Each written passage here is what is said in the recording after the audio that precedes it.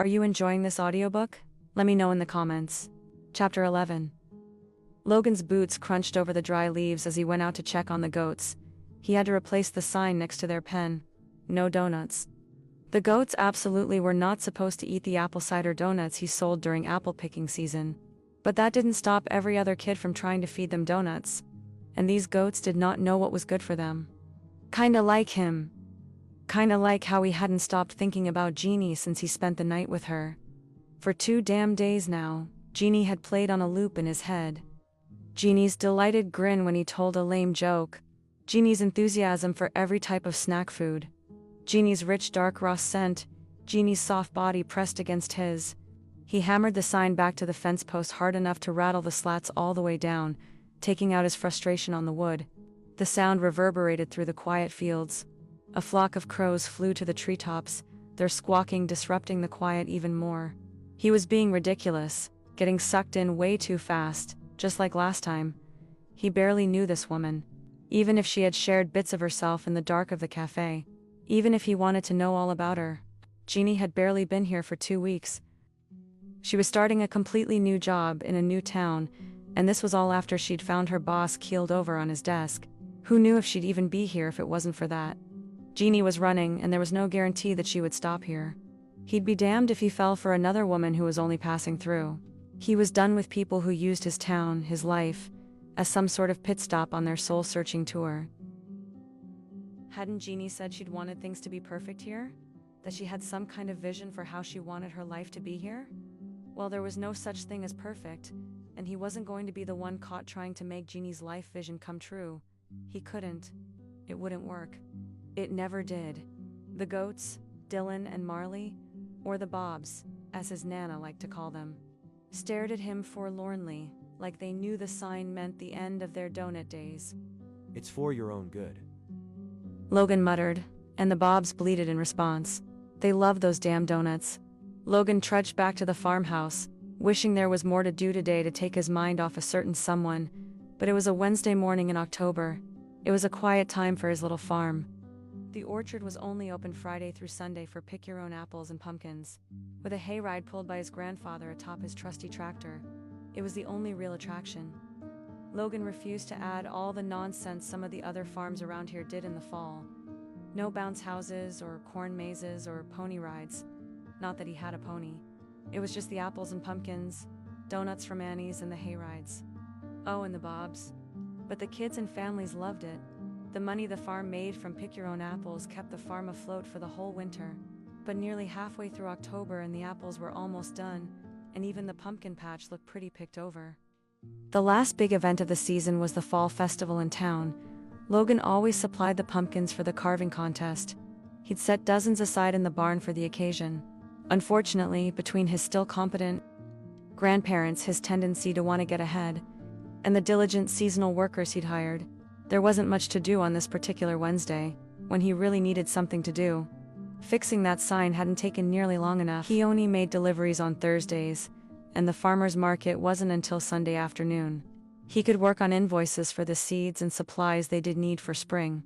But he was feeling too antsy for that type of work today. Maybe a cup of coffee would help. He was dumber than the damn goats. But he climbed in his truck and headed into town. Anyway, Logan realized his mistake as soon as he stepped into the cafe. It was Wednesday, book club day. The bells over the door jingled as he stepped in, and 5 heads turned in his direction from their perches around the center table. 6, if you included Jeannie, who stood next to the table, smiling her big Jeannie smile. His heart rode a roller coaster in his chest at the sight of her. He should have stayed with the goats. Logan, hey there. Corey's voice filled the small space, and Nancy waved him over, as though he couldn't find them in the crowd of 3 other people hurrying out with their to-go cups. Come on over here and say hi to your old teacher, Nancy said with a grin, seemingly oblivious to the fact that Logan didn't really want to know what kinks the woman who taught him to tie his shoes was into at the moment. He sighed and ran a hand down his beard. There was no way around it. He made his way over to the table and nodded to the group. It wasn't that he didn't like these people.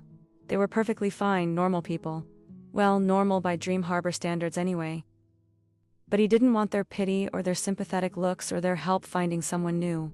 which seemed to be all they wanted to give him since the Christmas tree lighting debacle. It was like he was 5 years old again. Suddenly without a mother but with an entire town of people wanting to check on him and bring him treats. They were kind-hearted folk, all saddened by the loss of his mother and with no outlet for that pain other than to heap love on him, her baby. But he had his grandparents. He hadn't needed replacement parents at the time, and he certainly didn't need them 25 years later. Not to mention that every time he saw them, he had to relive the memory of being down on one knee in the cold, and the look on Lucy's horrified face. The humiliation, the failure was still too close to the surface, and seeing this group just dredged it all back up again. Hey everyone. Jeannie. He tipped his head in her direction and caught her gaze for a second too long. A slight flush broke out across the pale skin above the neckline of her sweater. It was a pale gray today, soft against her curves. Seeing you in town in the middle of a weekday feels like a Bigfoot sighting. Jacob said with a laugh. Logan managed to tear his gaze away from Jeannie too. Respond. Quiet day. Just came in for a coffee. That was the nice thing about Lucy. She at least brought you into town more often. Well, damn. That didn't take long. Nancy's wife, Linda, was oblivious to the horrified glances the rest of the book club were flashing in her direction. Linda was never big on social cues or not bringing up topics of conversation that no one wanted to discuss. He still remembered the Christmas party where she mentioned both his long-gone father and dead mother in one evening. Nana nearly kicked her out on her rear. Yep, that was nice, I guess. He said, shifting on his feet. This was why he didn't come into town. The constant reminders of his failure. Not nice enough for her to stick around for in the end, though. He nodded again and left the book club to their whispered admonishments of Linda's misstep. The last thing he wanted was to talk about Lucy in front of Jeannie, and especially not with the thoroughly unhelpful help of the book club. Jeannie followed him to the counter to take his order, even though Crystal, who'd worked at the cafe since high school, was already standing there. The usual? Jeannie asked, her tone light, even with the concerned crease in her brow. She obviously hadn't heard the full Lucy story yet, or her dark eyes would be filled with pity, and he didn't want that. Didn't want Jeannie filled in on his failed attempt at romance. Or even worse than pity, she'd think Lucy was crazy for turning down his grand gesture. But if Jeannie was a grand gesture fan, she was out of luck because Logan was all grand gestured out. He shook his head. What was he even thinking? Yes, thanks. He nodded hello to Crystal, who smiled and went to refill the creamer bottles. Jeannie brought him his black coffee in a to-go cup. He'd left his reusable one in the truck in his rush to get in here. One mistake after another today. I figured you weren't staying. She glanced over at the table of book clubbers. They'd clearly moved on from his sad tale and were back to cackling about their latest read. But I'm glad you came in. I mean, it's nice to see you. Jeannie's face flushed, and he wanted to tuck the escaped hairs behind her ear, to brush his fingers against her soft skin again, to hear the little intake of breath she'd made when he'd done it. He shoved his hands into his pockets. Nice to see you too. The understatement of the year. Seeing her was far more complicated than nice could ever communicate. He simultaneously wanted to jump the counter and give her the kiss he didn't get a chance to 2 nights ago, and run the hell out of there and never look back.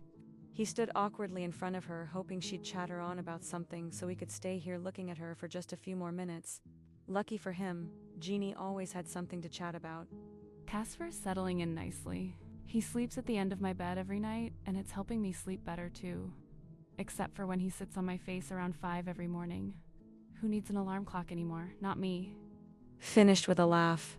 Logan laughed too, mostly to avoid making any comments about face-sitting. His composure was unraveling at a dangerous pace.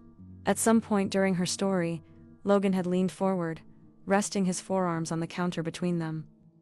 Jeannie's body bent towards his as well, like they couldn't keep space between them. He sure as hell didn't want to. You named him Casper? His voice was low, so only she could hear it. Well, he was my ghost. And he turned out to be friendly, so just kind of fit. She grinned, and his innards rearranged themselves. Makes sense. He said, cursing the cat again for being found so soon, for ruining any excuse he had to see more of Jeannie, especially at night, especially side by side on her floor with moonlight streaming in the window. Damn cat. Someone cleared their throat behind him, breaking the moment. He stood and apologized, stepping out of the way for Mr. Prescott, the mailman. I should go. He told Jeannie over the hiss of the coffee machine. Okay, sure. Her cheeks were flushed pink from work, and loose tendrils of hair curled around her temples.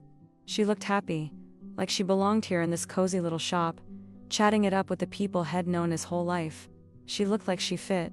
He wanted her to fit. Here you go, Mr. Prescott. Have a good day. She said, handing the older man his drink.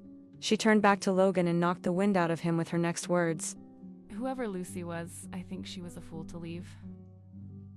She gave him a soft smile and then got started on the next customer's order without even missing a beat, leaving Logan to stumble back out into the sunshine wondering what to do next, because nothing about Jeannie was ever what he expected.